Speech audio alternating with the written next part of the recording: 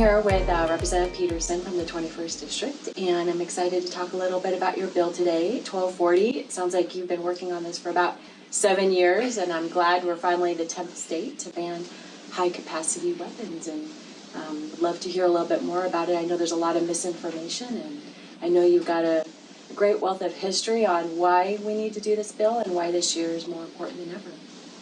Thanks, Mia. Always glad to talk about this. And yes, I first introduced an assault weapons ban in 2017, and this was 6 months after the shooting in Mukilteo, where a young man shot up a house party, killing 3 people. So since then, I've worked with Attorney General Ferguson, and then this year with the governor to work on assault weapons.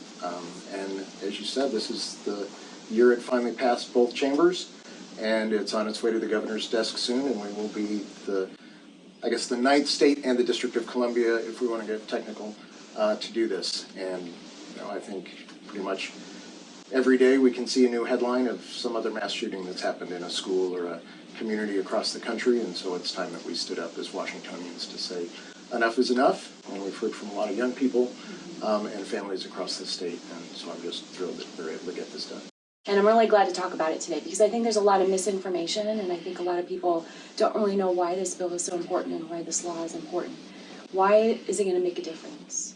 Right, we know that these assault weapons are the weapon of choice in these killings in schools and concerts and grocery stores, and they are designed to inflict the most damage. They're not designed for hunting, they're not designed for things like that. They're based off of an M16 machine gun, which our military uses. And I don't think, and clearly I think the people of Washington don't think, that they really have a place in society. So the bill basically stops the import or sale or manufacture of these guns in the state. If you already own one, we're not going to come take it away. You still have that right to own and possess a gun that you already have, or if you inherit one, you can still do that. But we're just trying to reduce the number of guns that are out there. The Mukilteo shooting, for example, the young man broke up with his girlfriend, was depressed, went to a sporting goods store, bought a gun, and just a few days later used that in that killing. So if we can keep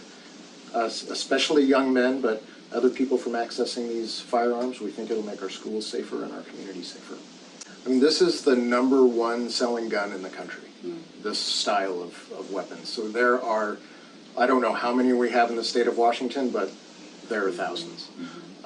And we know that that's going to be a problem because we're not confiscating people's guns.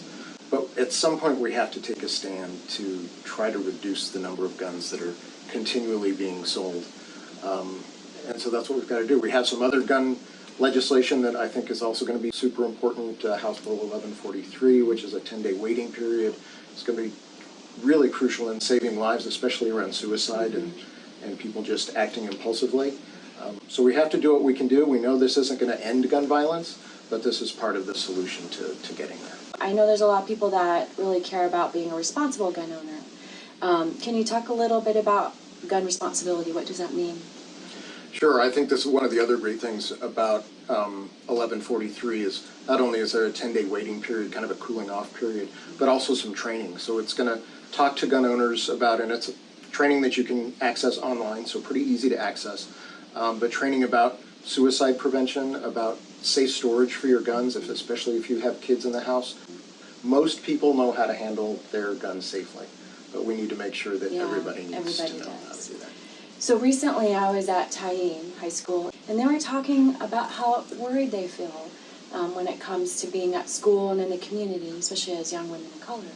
So I think we're going to watch a little bit of a video so you could see what they said. Right. Okay.